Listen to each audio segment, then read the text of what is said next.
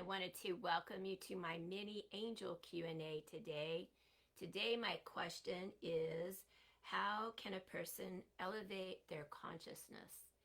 And I think that is a great question, and we have to really be mindful of that on a regular basis, because a lot of times we really get kind of caught up in some of the lower vibrational stuff that's going on.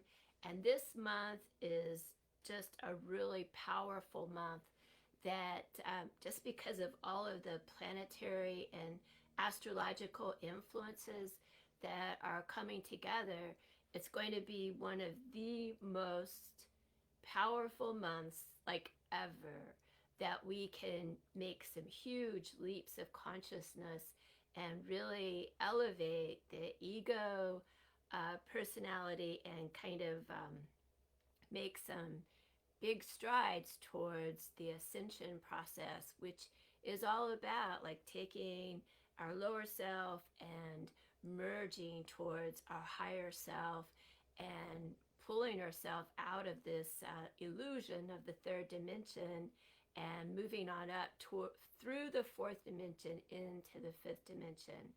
And I really feel like we all incarnated into this dimension in this time so that we could challenge ourselves and see if we could kind of work through this puzzle. So there's a lot of different things that you can do to position yourself to kind of be in the flow. And we always want to work with the natural energies that are coming about instead of working against them, because if you resist, if you push against it, then you're just going to get caught up in the chaos and it will mow you over. And you don't want to do that. We always want to go with the tide, go with the flow, and with the natural order. And I feel like if we can do that and face our fears, then that energy, even though it could be sometimes very discombobulating, I don't know if that's the right word for it, but it can spin you out. And if you can go with the energy, then you won't get knocked over by it.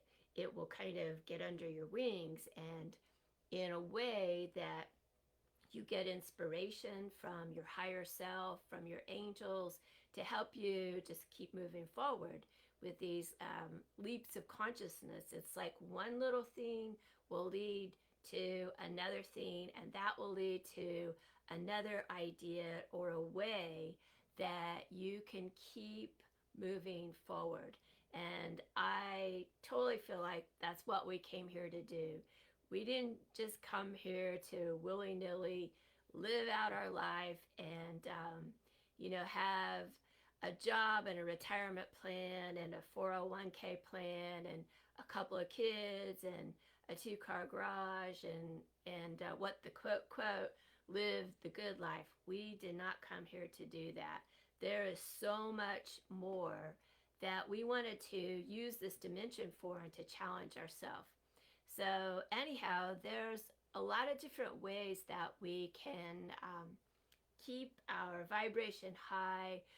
One of the biggest things that you can do every day, and you don't really have to know what you're doing even, but is to meditate.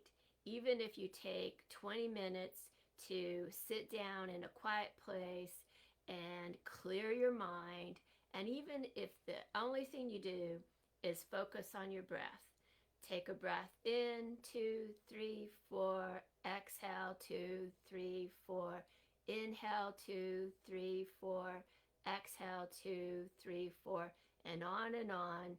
Put your timer on for 20 minutes, and that is a really good way of fully oxygenating your brain and all of the organs in your brain that can then in turn help to activate those chakras there and help us to connect to the higher dimensions and just pull some thought streams from our higher self. And that's where we get inspiration. That's where we get encouragement. That's where we get access to more of who we are, who we really are, not just the illusion of what we may think we are. We're all multidimensional, every single one of us. We have multidimensional aspects of ourselves. We have multidimensional talents, creativity, ability, way more than what we've ever been taught that we have. So you're hearing it now, and you also are in a great place because you know what? You don't have to read any fancy book. You don't have to have a guru. You don't have to travel to Tibet.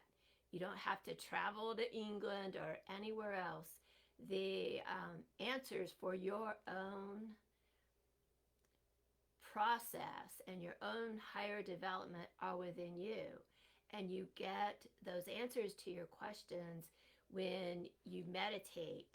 And I always feel like it's really powerful to pray as well, because when we're praying, it's like we're sending out to creation, to the Holy Spirit, what's on our mind, what's on our heart, what are our worries and our fears. But when we meditate, that is when we are listening. And hopefully, sometimes we get distracted, but that's a part of our self-mastery, is recognizing like, okay, I'm doing my meditation, but I'm thinking about what I'm going to do afterwards. You have to rein yourself in and say, no, I'm working my breathing now. I'm doing my meditation. I'm not going to think about my grocery list. I'm not going to think about anything else. And when we do that, it's like we bring ourselves back. And if you can begin to get those, several minutes of it at a time of a really clear kind of consciousness, then it gives yourself room for your angels, your most holy guardian angel, your highest master teacher guide, and the Holy Spirit to kind of bring in a message. And it may just be one. Don't think that you're going to get a whole, like a booklet of information. You might, but a lot of times if you just get one good clue or one good idea, that's all you need to make some significant mindset shifts that will help you to get to the next level. So I have a lot more ideas about how you can work with your angels to help us kind of elevate our consciousness and really move to higher levels. And I'll put the link in the description below, but I have a free 21-day angel connection program. It's totally free. And if you want to sign up for it, I'll put the link in the description. And if you have any questions, let me know. But anyhow, I hope you've enjoyed this mini angel Q&A, and I look forward to hearing from you. Thanks a lot. I'm MarVeena. Bye-bye.